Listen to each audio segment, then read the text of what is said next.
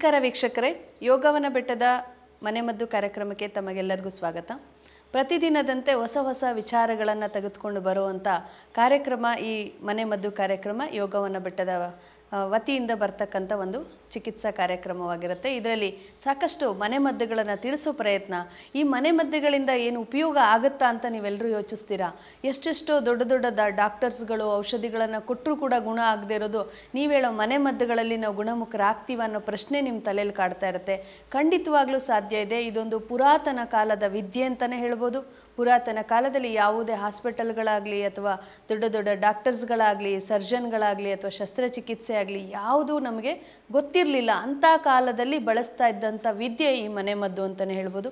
ಇಂಥ ಮನೆಮದ್ದುಗಳು ನಿಮ್ಮ ದೊಡ್ಡ ಡಾಕ್ಟರ್ಸ್ಗಳನ್ನು ಭೇಟಿ ಮಾಡೋ ತನಕ ಹೋಗದೇ ಇರೋ ಹಾಗೆ ನಿಮ್ಮ ದೇಹವನ್ನು ಕಾಪಾಡೋ ಅಂಥ ಔಷಧಿಗಳಾಗಿ ನಿಮಗೆ ಕೆಲಸ ಮಾಡುತ್ತೆ. ಹಾಗಾಗಿ ಇವತ್ತಿನ ಸಂಚಿಕೆಯಲ್ಲಿ ಶೀತ ನೆಗಡಿ ಬಗ್ಗೆ ಸಾಕಷ್ಟು ಮಾಹಿತಿಯನ್ನು ತಿಳಿಸೋಣ. ಇತ್ತೀಚೆಗೆ ಈ ಒಂದು ಚಳಿಗಾಲದಲ್ಲಿ ಸಾಮಾನ್ಯವಾಗಿ ಮನೆಯಲ್ಲಿ ಎಲ್ರಿಗೂ ಶೀತ ನೆಗಡಿ ಕಾಡ್ತಾನೆ ಇರುತ್ತೆ.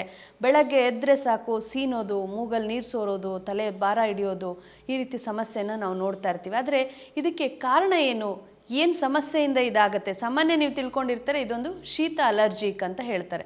ಸೊ ವೈದ್ಯರು ಕೂಡ ಹೇಳಿರ್ತಾರೆ ನಿಮ್ಮದೊಂದು ಅಲರ್ಜಿ ಇದೆ, ಇದಕ್ಕೆ ಔಷಧಿ ಮಾತ್ರೆಯನ್ನು ತಗೊಳ್ತಾನೆ ಹೋಗಬೇಕಾಗತ್ತೆ, ಇದು ಸಂಪೂರ್ಣ ಗುಣ ಮಾಡಲಿಕ್ಕೆ ಸಾಧ್ಯ ಇಲ್ಲ ಅಂತ. ನೀವು ಕೂಡ ಪ್ರತಿದಿನ ಆ ಮಾತ್ರೆಗಳ ಜೊತೆ ಬದುಕ್ತಾ ಹೋಗ್ತೀರಾ.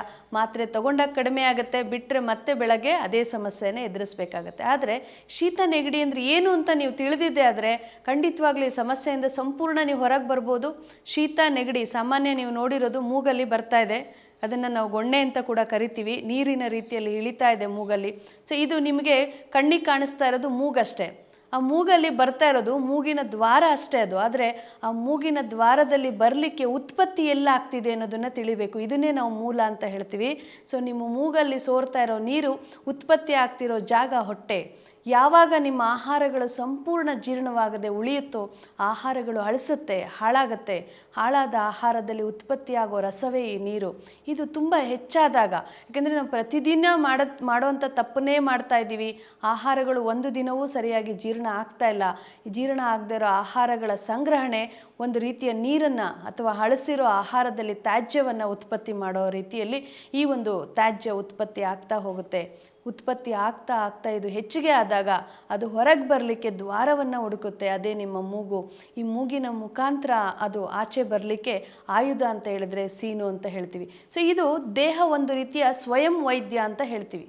ದೇಹ ತನ್ನನ್ನು ತಾನು ಶುದ್ಧಿ ಮಾಡಿಕೊಳ್ಳಿಕ್ಕೆ ಪ್ರಯತ್ನ ಪಡ್ತಾ ಇರೋ ಒಂದು ಆಯುಧ ಸೀನು ಮತ್ತು ನೆಗಡಿ. ಇದನ್ನು ನೀವು ಅವಕಾಶನೇ ಕೊಡದೆ ನಿಲ್ಲಿಸ್ಬಿಡ್ತೀರಾ. ಸ್ವಲ್ಪ ಶೀತ ನೆಗಡಿ ಆದ ತಕ್ಷಣ ವೈದ್ಯರ ಹತ್ರ ಹೋಗೋದು, ಮಾತ್ರೆ ಸಿರಾಪ್ ತಗೊಳ್ಳೋದು, ಅದನ್ನು ನಿಲ್ಲಿಸ್ಬಿಡೋದು. ನಿಮಗೆ ಕಣ್ಣಿಗೆ ಕಾಣ್ತಾ ಇರೋದು ಮೂಗಾದರೂ ಕೂಡ ಮೂಗಿನ ಮೂಲಕ ಬರ್ತಿರೋವಂಥ ಮೂಲ ಹೊಟ್ಟೆ ಅನ್ನೋದನ್ನು ನೀವು ತಿಳಿದು ಅದನ್ನು ಸರಿಪಡಿಸ್ಕೊಂಡಿದ್ದೆ ಆದರೆ ಖಂಡಿತ ನಿಮ್ಮ ದೇಹಕ್ಕೆ ನೀವೇ ಸಹಕಾರ ಮಾಡ್ದಂಗೆ ಆಗುತ್ತೆ. ದೇಹ ತನ್ನನ್ನು ತಾನು ಸರಿಪಡಿಸ್ಕೊಳ್ಳಿಕ್ಕೆ ಮಾಡಿದಂಥ ಶೀತವ ನೆಗಡಿಯನ್ನು ನೀವು ನಿಲ್ಲಿಸಲಿಕ್ಕೆ ಹೋಗ್ತೀರಾ. ದೇಹಕ್ಕೆ ವಿರುದ್ಧವಾಗಿ ನೀವು ಕೆಲಸ ಮಾಡ್ತೀರಾ. ದೇಹಕ್ಕೆ ಮತ್ತಷ್ಟು ಸಮಸ್ಯೆಯನ್ನು ತರ್ತೀರಾ. ಇದು ನೀವು ಔಷಧಿ ಮಾತ್ರೆಯನ್ನು ತೆಗೆದುಕೊಂಡು ನಿಲ್ಲಿಸಿದಂಥ ಶೀತ ನೆಗಡಿ ಮುಂದೇನಾಗುತ್ತೆ ಅನ್ನೋದ್ರ ಬಗ್ಗೆ ನಾನು ಮುಂದಿನ ಸಂಚಿಕೆಗಳಲ್ಲಿ ತಿಳಿಸ್ತಾ ಹೋಗ್ತೀನಿ. ಆದರೆ ಈ ಶೀತ ನೆಗಡಿಯನ್ನು ನೀವು ಔಷಧಿ ಕೊಟ್ಟು ನಿಲ್ಲಿಸೋದಕ್ಕಿಂತ ಮೂಗಲ್ಲಿ ಬರ್ತಿರೋ ಆ ಒಂದು ತ್ಯಾಜ್ಯ ಬರದೇ ಇರೋ ಹಾಗೆ ಮೂಲ ಎಲ್ಲಿ ಸರಿ ಮಾಡಬೇಕು ಅನ್ನೋದನ್ನು ತಿಳಿದಿದೆ ಆದರೆ ಖಂಡಿತವಾಗ್ಲೂ ಶೀತ ನೆಗಡಿಯಿಂದ ನೀವು ನಿವಾರಣೆಯನ್ನು ಪಡ್ಕೊಳ್ಬೋದು. ಆ ಜಾಗ ಹೊಟ್ಟೆ ಭಾಗವಾಗಿರುತ್ತೆ. ಈ ಹೊಟ್ಟೆಯನ್ನು ನೀವು ಶುದ್ಧೀಕರಣ ಮಾಡ್ಕೊಳ್ಬೇಕಾಗತ್ತೆ.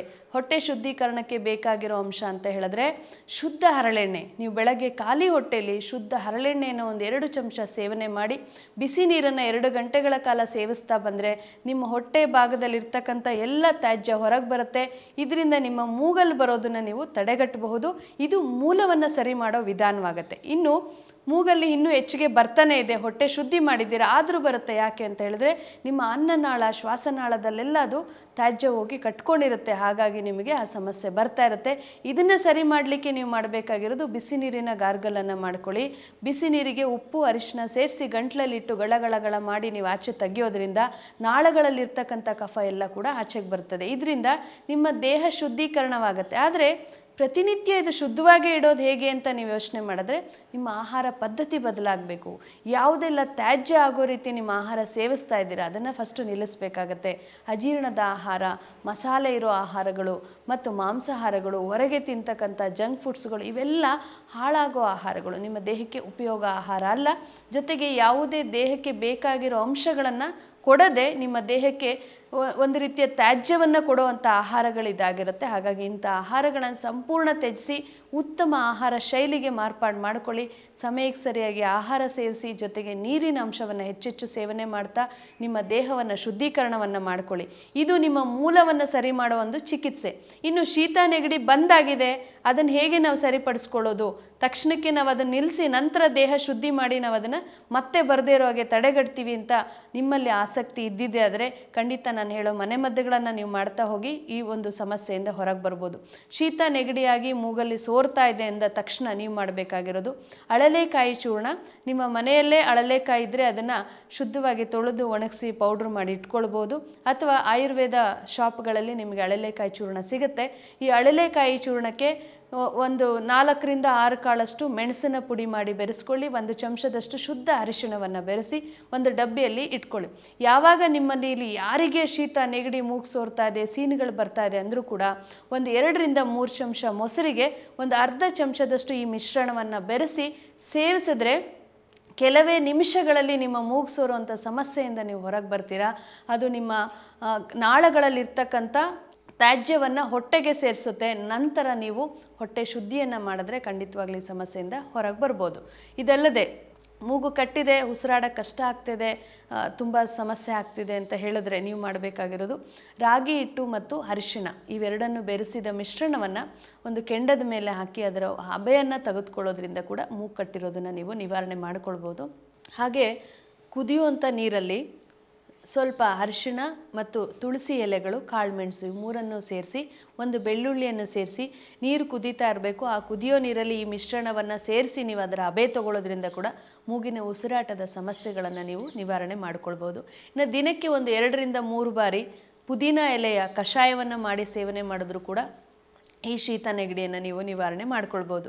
ಇದು ಸಾಮಾನ್ಯವಾಗಿ ಪ್ರತಿನಿತ್ಯ ನಿಮ್ಮನ್ನು ಕಾಡ್ತಾ ಇದೆ, ಮನೆಮದ್ದು ಮಾಡಿದ್ರೂ ಕೂಡ ಸರಿ ಹೋಗಿಲ್ಲ ಅಂತ ಹೇಳಿದ್ರೆ ಚಿಂತೆ ಪಡೋ ಅವಶ್ಯಕತೆ ಇಲ್ಲ.